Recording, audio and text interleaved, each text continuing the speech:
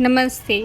आज मैं आपके लिए महादेव के 12 ज्योतिर्लिंग में से तीसरी ज्योतिर्लिंग महाकालेश्वर ज्योतिर्लिंग के बारे में बताने वाली हूँ। यह एक पवित्र ज्योतिर्लिंग मध्य प्रदेश के उज्जैन नगर में है। पुण्यशिला क्षिप्रा नदी के तट पर स्थित उज्जैन प्राचीन काल में उज्जयिनी के नाम से विख्यात था। इसे अवंतिकापुरी भी कहते हैं। यह भारत की परम पवित्र सप्तपुरियों में से एक मानी जाती है। महाभारत, शिव पुराण एवं स्कंद पुराण में महाकाल ज्योतिर्लिंग की महिमा का पूरे विस्तार से वर्णन किया गया है। इस ज्योतिर्लिंग की कथा पुराणों में इस प्रकार वर्णित है। प्राचीन काल में उज्जैनी में राजा चंद्रसेन राज्य करते थे। वह परम शिव भक्त थे। एक दिन श्रीकर नामक एक 5 वर्ष का गोप बालक अपनी माँ के साथ उधर से गुजर रहा था। राजा का शिव पूजन देखकर उसे बहुत विस्मय हुआ और आश्चर्य हुआ। वह स्वयं उसी प्रकार की सामग्रियों से शिव पूजन करने के लिए उत्सुक हुआ। सामग्री का साधन न छूट पाने पर लौटते समय उसने रास्ते से एक पत्थर का टुकड़ा उठा लिया और घर आकर उसी पत्थर को शिव रूप में स्थापित कर पुष्प, चंदन आदि से परम श्रद्धापूर्वक उसकी पूजा करने लगा। माता भोजन करने के लिए बुलाने आई, किंतु वह पूजा छोड़कर उठने के लिए किसी भी प्रकार से तैयार नहीं हुआ। अंत में माता ने झल्लाकर पत्थर का वह टुकड़ा उठाकर दूर फेंक दिया। इससे बहुत ही दुखी होकर वह बालक जोर जोर से भगवान शिव को पुकारता हुआ रोने लगा। रोते रोते अंत में बेहोश होकर वह वहीं गिर पड़ा।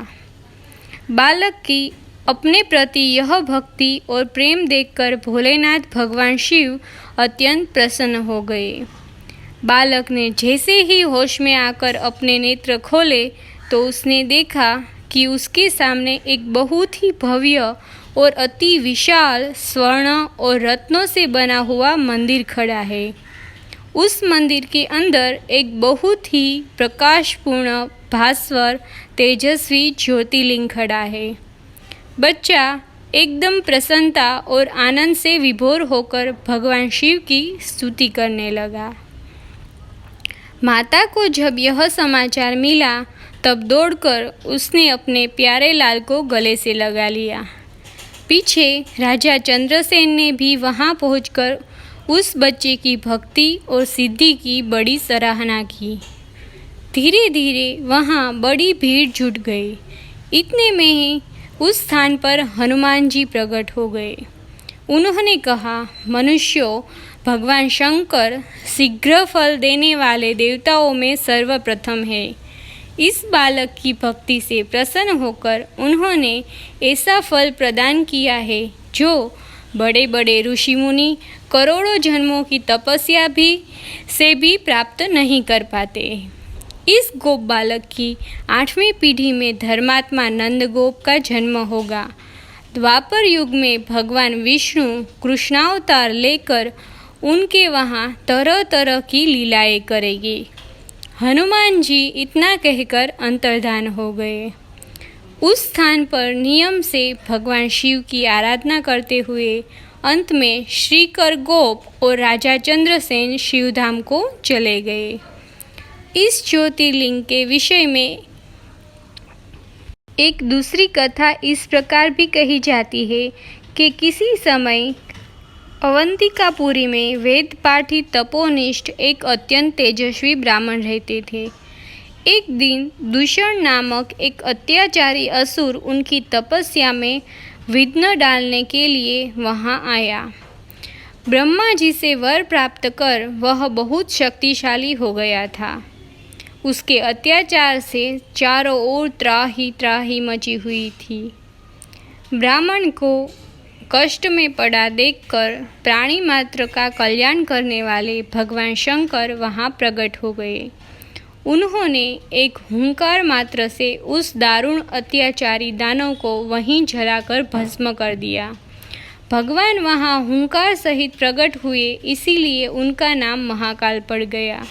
इसीलिए परम पवित्र ज्योतिर्लिंग को महाकाल के नाम से भी जाना जाता है। इस परम पवित्र ज्योतिर्लिंग की बहुत ही महत्व है।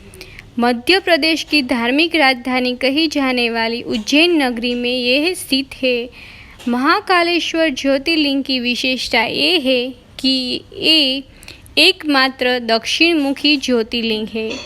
यहाँ प्रतिदिन सुबह की जाने वाली भस्म आरती विश्व भर में प्रसिद्ध है। महाकालेश्वर की पूजा विशेष रूप से आयु वृद्धि और आयु पर आए हुए संकट को टालने के लिए की जाती है। उज्जैन वासी मानते हैं कि भगवान महाकालेश्वर ही उनके राजा है और वे ही उज्जैन की रक्षा कर रहे हैं। अगर आपको ये वीडियो अच्छा लगा हो तो प्लीज़ इसको लाइक कीजिए, शेयर कीजिए और सब्सक्राइब करना मत भूलिएगा। मैं कल फिर से चौथी ज्योतिर्लिंग के बारे में आपको बताऊंगी। धन्यवाद।